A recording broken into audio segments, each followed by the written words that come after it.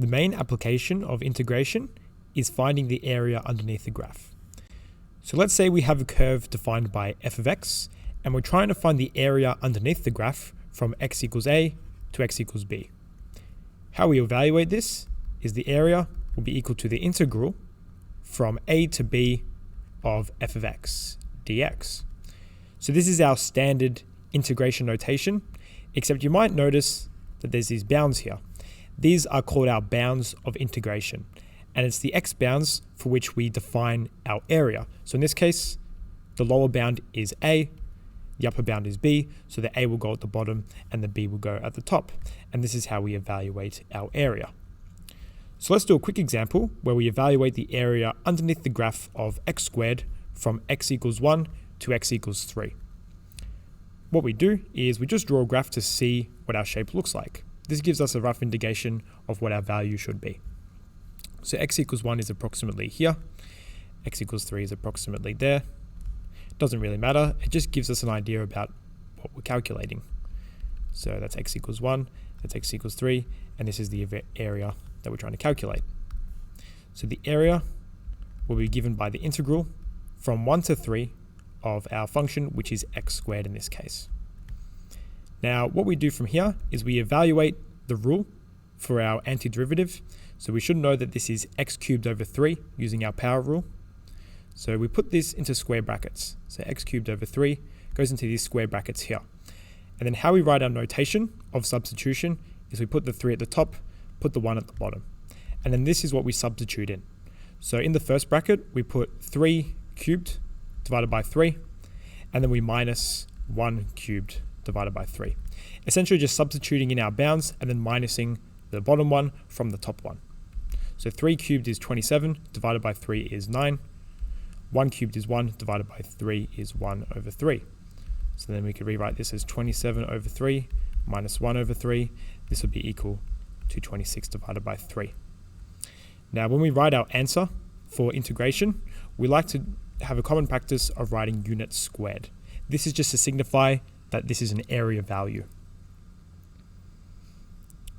Sweet. Okay. Area underneath the x-axis. In this case, we're trying to calculate the area bound by the x-axis and our function g of x.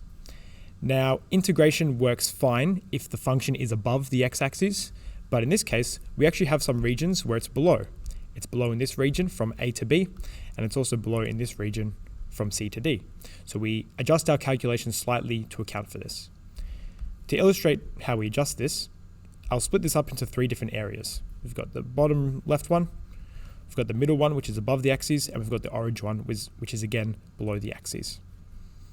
The first area, how we calculate that, is we do the same thing. We calculate the area from a to b, because a is our smallest bound and b is our biggest bound. We still have our rule g of x, except we put a negative out the front of our calculation. This is because the area is underneath the graph, so if we didn't put this negative, we would get a negative area. So we put a negative out the front to make it positive. Now, a shorthand way of writing this easier and writing it in a way which is easier to calculate is by getting rid of the negative and swapping the bounds. So we can actually put the a at the top, b at the bottom, and then this makes our negative redundant.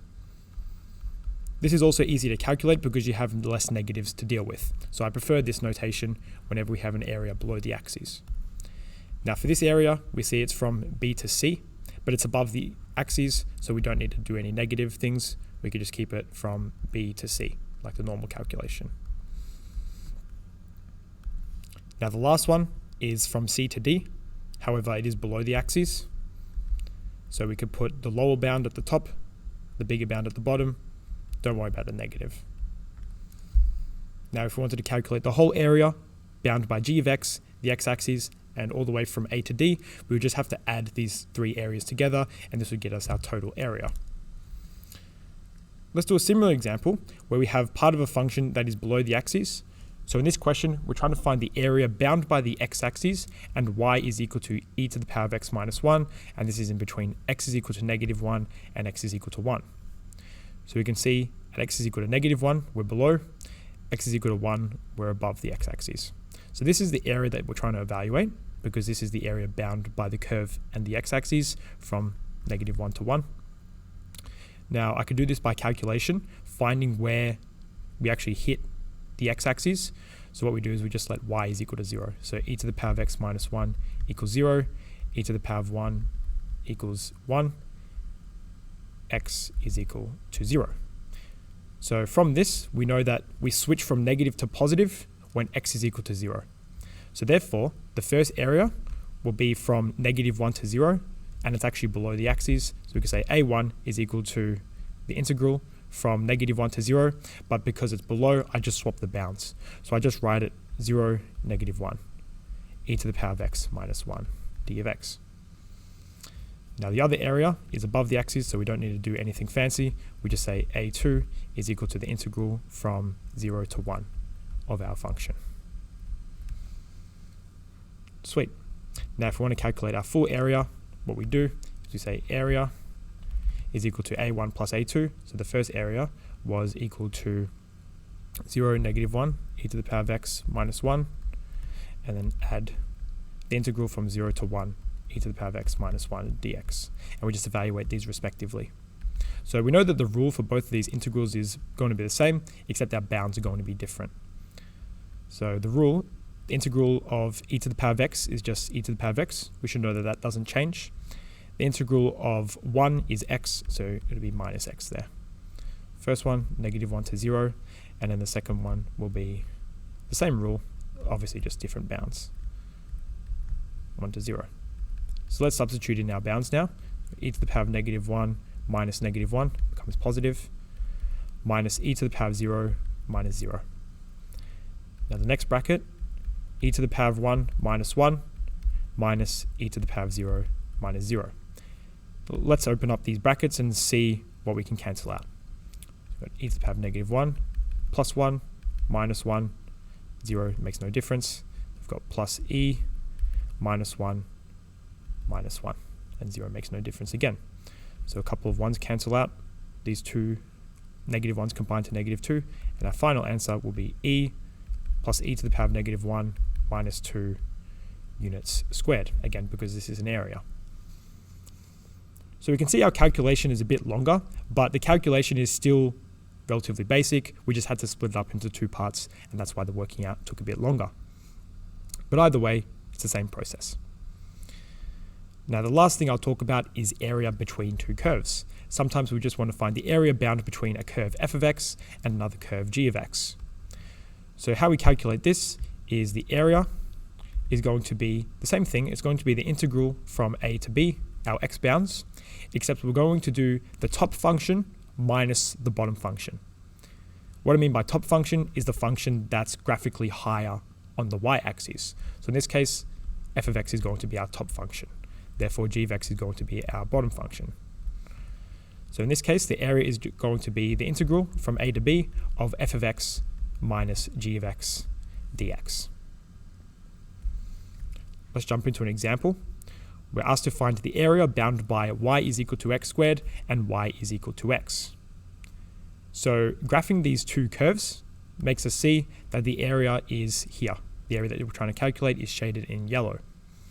Now we can see for this portion of the overlap, y is equal to x is the top function because this is graphically higher than y is equal to x squared. So we have to keep this in mind when doing our calculation. Now one thing that this question doesn't give to us is our x bounds.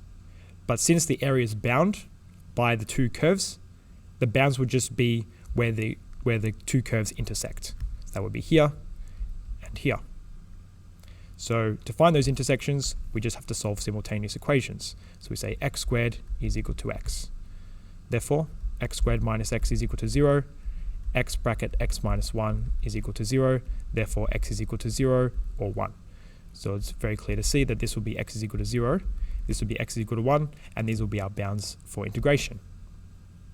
Therefore, our area is going to be the integral from 0 to 1, then our top function minus our bottom function. So I just write top minus bottom to be clear, but the top function is x, and our bottom function is x squared, again because x is graphically higher than x squared in this region. And then we just go ahead and evaluate this. So the integral of x is x squared over 2. The integral of x squared is x cubed over 3. Our bounds are 1 and 0, so let's substitute in these bounds. So 1 squared over 2 is just 1/2. 1 cubed over 3 is 1/3. Substituting 0 into both of these things is just going to be 0. So 1/2 minus 1/3 is going to be equal to 1/6 units squared. So this is the area evaluated in between the functions x squared and x.